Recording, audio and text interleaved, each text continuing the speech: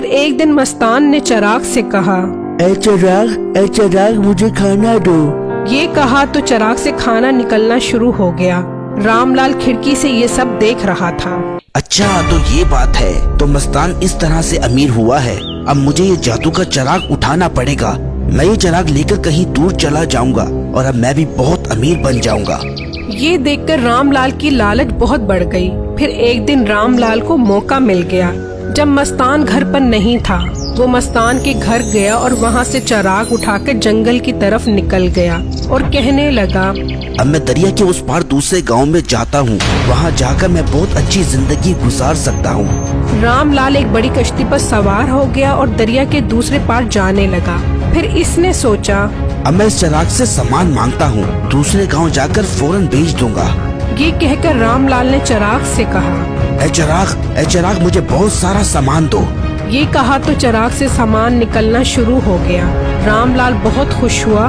फिर इस चिराग से सामान निकलता ही रहा।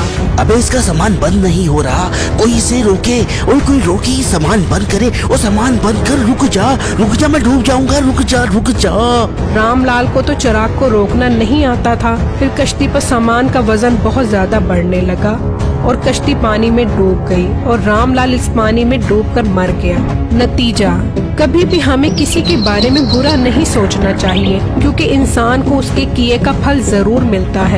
जो बीज वो दूसरों के लिए बोता है वही उसे काटना पड़ते हैं। मेरी इस वीडियो को लाइक और मेरे चैनल को सब्सक्राइब जरूर कीजिएगा और मुझे कमेंट बॉक्स में अपनी राय से जरूर आगाह कीजिएगा कि हमें क्या दूसरों के साथ भलाई करनी चाहिए या बुराई।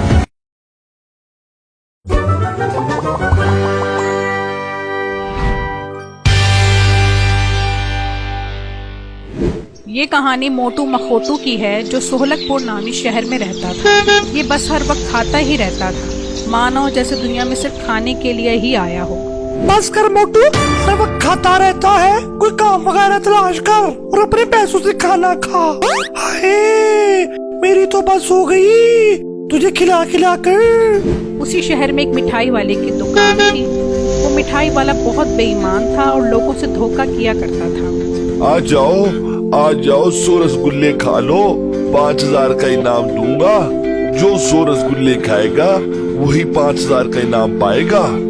मिठाई वाला हमेशा गिनती में हेर फेर कर देता और लोगों से पैसे ठग लेता। एक दिन एक आदमी मिठाई वाले के पास आया और कहा, ए भाई, ले आओ 100 रसगुल्ले, मैं खाता हूँ।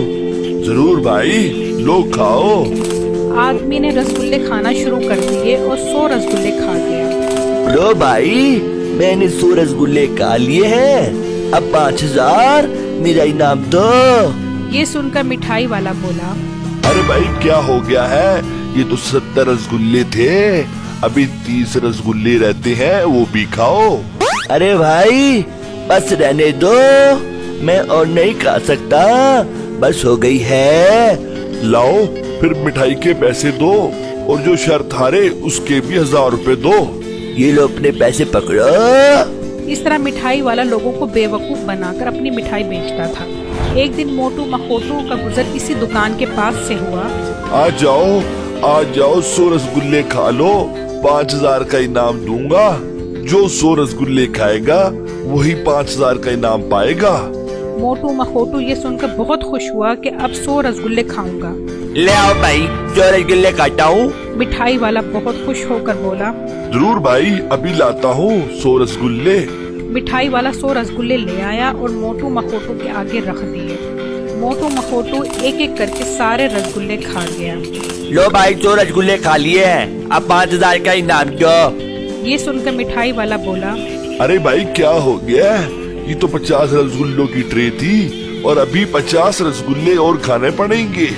ये सुनकर मोटू मखोटू बोला, भाई मैं गिन रहा था, मैंने कहा तो 100 रसगुल्ले हैं, लेकिन अब तो 50 रसगुल्ले नहीं 500 रसगुल्ले ले आओ। अगर मैं 500 रसगुल्ले खा गया तो मुझे 10,000 रुपए देना, अगर मैं ना खा सका तो तुम्हें 10,000 रुपए दूंगा।